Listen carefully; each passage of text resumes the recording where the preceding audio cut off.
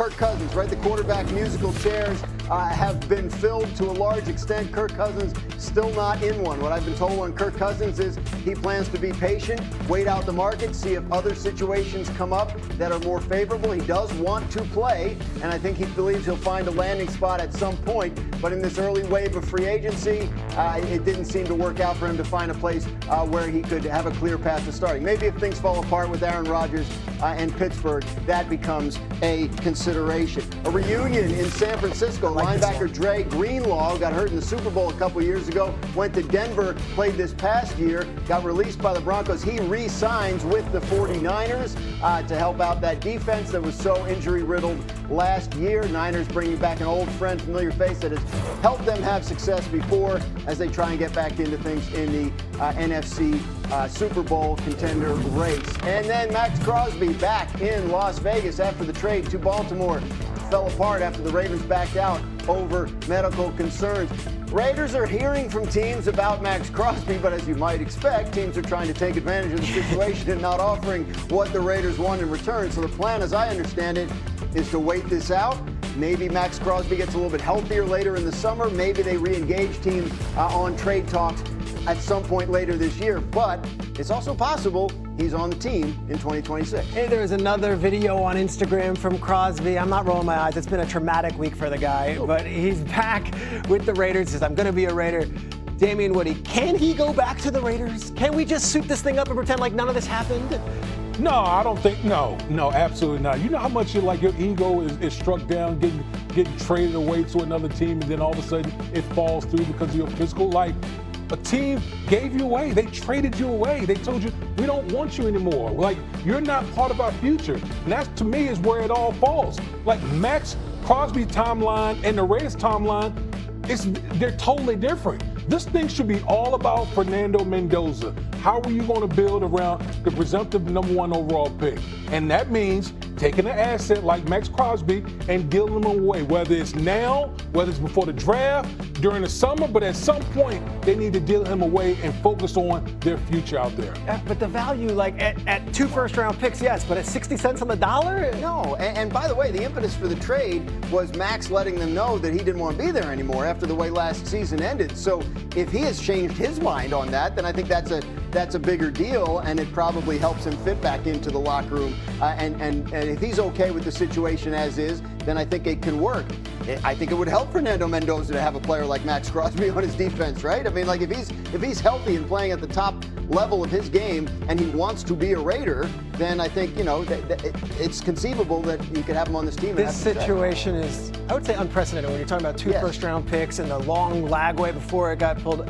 Mike T, like if you're the Raiders, if you're John Spytek, are you still taking calls and considering about wheeling and dealing even after the Instagram and the post of I'm here, I'm a Raider for life, blah, blah, blah? Yeah, absolutely, because by the time Fernando Mendoza is going to be good, Maxx Crosby may be 2 or 3 years further down the road. So I have an ideal solution for this. Matt, can I have B19, please? Oh, Cindy, what do we got? No, it's Matt. Yeah, B19. So look, a trade is a contract between Team A and Team B. So Bills, Buccaneers, trade for a second-round pick this year, no physical, by the way, and then next year you get a second-round pick.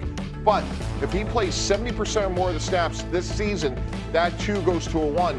Who says no to that? If you're Buffalo or Tampa, you may get a great pass rusher for 2 2s. And if you're the Raiders, it's not 2 1s, but it could be a second-round pick and a first-round pick, and you're cutting your losses. And I'll tell you this, guys, just from a team-building standpoint, not knowing if you have $30 million on your books is hugely consequential. That's 10% of your budget. So if I'm John Spytek, if I'm Clint Kubiak, guys, I want to know ASAP, is he in or out? And that's why if you make a trade with these sort of conditions where you're protecting the Raiders' upside if he plays, I think is a fair resolution. If you find out from him that he still wants out, that's fine. But you got to make sure you keep it quiet, right? Because you got 2 1s for the guy literally a week ago. And now you're talking about 2 2s? I just don't see how, like, if you're the Raiders, isn't the smarter play to wait a little bit, especially if it's not going to be trouble in the meantime? Yeah, Dan, I totally get that, but I would just tell you from sitting in that seat, if you're sitting there every day running scenarios, which most teams do, 30 million in, 30 million out, I want to have some certainty, and I understand there's going to be a lot of concerns now about the knee, and that's why I'm saying, like for example, when we traded for Brett Favre, there were conditions in that trade depending on how well he played and we played. the pick could go up because we didn't get it until August. So I think it's a good way to sort of put a ribbon on a tough situation. And D-Wood, can I say, like, you look at you add Maxx Crosby, Kwity Paye, Nakobe Dean, Quay Walker, like, they got kind of good this week. And when you add Crosby, maybe they're not the same downtrodden team they were when he was asking for a trade all offseason. What do you think of that? I still think they're fourth in the division. At the end of the day, even with all the moves, and I like a lot of the moves that the Raiders have made, I still think they're fourth. And that's why I think the timeline of Maxx Crosby and the Raiders don't match up, and you'll be better off to get the assets to build around the young quarterback. If we have learned anything this week, stay tuned. We will have the latest. This story is probably not done. Coming up. To start or to compete for the starting job? Yeah, I think it's one of the most transformational transactions we'll see in 5 years. I think he'll start. I think they'll win the division. And on a $300 million cap, guys, for Kyler Murray to play for $1.3 million at 29 years old, it's like, what's that expression? It's like finding a loose change in your couch. Like, they're getting it for nothing. Mm-hmm. And if I'm Kyler Murray, that is such a great place to go to be developed. And I think they're going to win the division. Yeah, I mean, listen, there is clearly going to be lofty expectations for Kevin O'Connell. But right now, the reputation does not match the playoff resume. And so I'm curious, from your perspective, Mr. T, how much runway do you continue to give a head coach that has had a revolving door at quarterback, a fourth different starting quarterback in as many seasons? Yeah, I'm a big fan of Kevin's. He was with us at the Jets. So was Cliff Kingsbury in our injured reserve coaching development quarterback program. And look, I think they're going to be really good. They have had a number of quarterbacks. I'm not sure all that's his fault, but I am a believer in him and that team, and what they can do offensively, what Brian Flores can do defensively. I think they can put it all together. And arguably Justin Jefferson is maybe the best receiver in the game. What's the biggest hurdle as you see it for them putting it all together? Yeah, well, look, running back, certainly a question mark right now. And then, do they keep Jonathan Grenard? That's going to be a big question.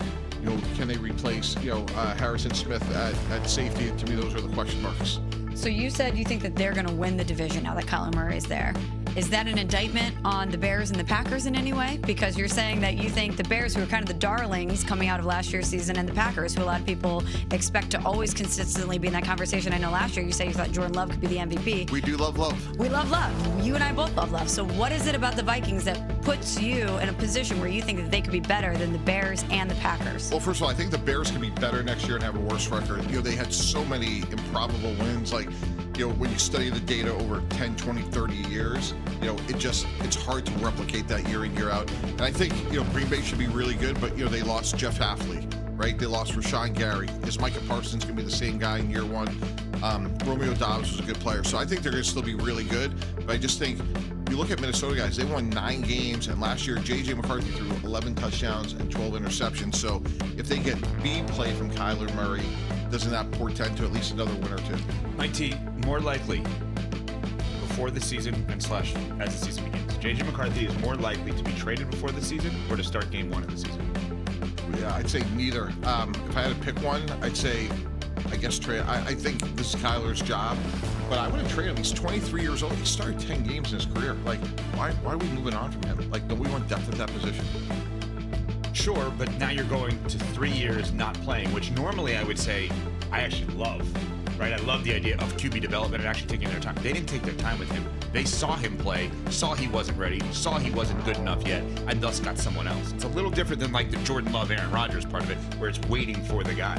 So do you still think he's in QB development? Yeah, absolutely. It's never in a straight line, and why would you move on from a guy that you felt good about 2 years ago?